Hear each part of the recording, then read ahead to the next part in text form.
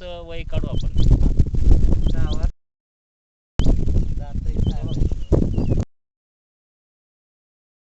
ते दात आहे कायमचे 2 3 4 5 6 याला कायमचे दात आलेले आणि दुधाचे 2 दात आहेत.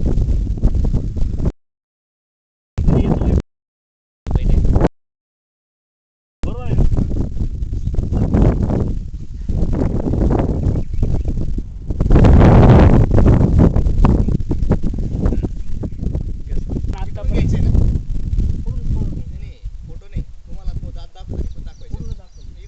पहिलं बघितले, पहिला जो बघितला तो 4 दाताचा होता, दुसरा जो बघितला तो 6 दाताचा होता. तर आता हा बैल दाताचा बैल आहे. तर आपण प्रत्यक्ष त्याचे तोंड उघडूनच दात बघू. तर याचे हे जे दात आहे इथपासून 1 2 3 4 5 6 7 आणि हा पलीकडे 8, तर हे दात कायमचे याचे दुधाचे दात पडून गेलेले आणि जे वय आहे 8 वर्ष, त्यामुळं दातावरून बैलाचं जे वय ते नक्की होतं आणि त्या वया म्हणजे दातावरून त्याची किंमत पण बाजारामध्ये ठरली जाते.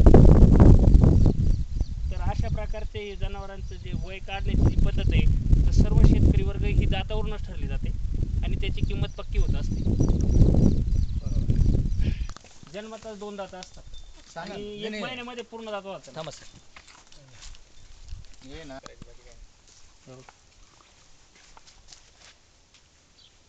आता हे जे वासरू आहे ना, हे वासरू साधारण 3 महिन्याचं झालं तर वासराला जन्मताच दुधाचे 2 दात असतात. त्याच्यानंतर 15 दिवसानंतर वासराला दुधाचे 4 दात येतात. 21 दिवसानंतर वासराला दुधाचे 6 दात येतात आणि 1 महिन्यामध्ये वासराचे पूर्ण दुधाचे 8 दात होतात. तर अशा प्रकारे या वासराचे पूर्ण दुधाचे 8ही दात आहे. हे बघ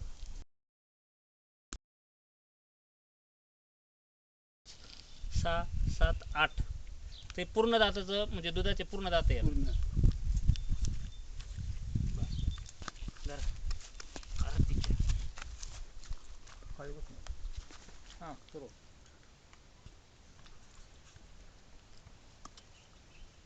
हिला आहे ना बरं का 2 मिनिटात सर चालू नका बरोबर का, हिचा एक प्रॉब्लेम आपण शेळीचं वय बघू म्हणा. तर आपण आता बैलानंतर शेळीचं वय बघू. तर ह्या शेळीचे कायमचे हिला 6 दात आहे आणि हे 3 4 5 आणि 6 हे मोठाले दात आहे, हे कायमचे आणि दोन्ही बाजूला जे कडेचे दुधाचे दात आहे. तर ह्या शेळीचं जे वय आहे ते 2 ते 3 वर्षाची शेळी चालू आपण दातांवरून बैलांचं वय ठरवलं. आपण लहान वासराचं पण बघितलं आणि शेळीचं पण बघितलं. तर आता ह्या शिंगांच्या वलयावरून आपल्याला गाईचं वय बघायचं आहे. तर हे सदरची जी गाय आहे ती आमची घरची गाय आहे.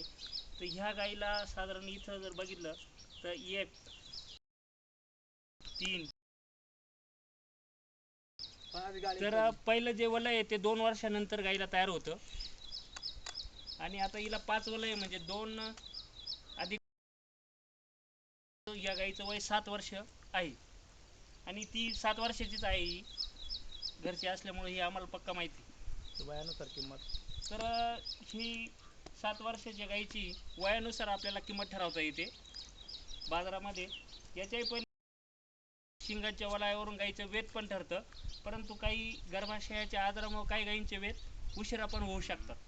परंतु साधारण 1 वलयामध्ये 1 वेत गाईचं होतं.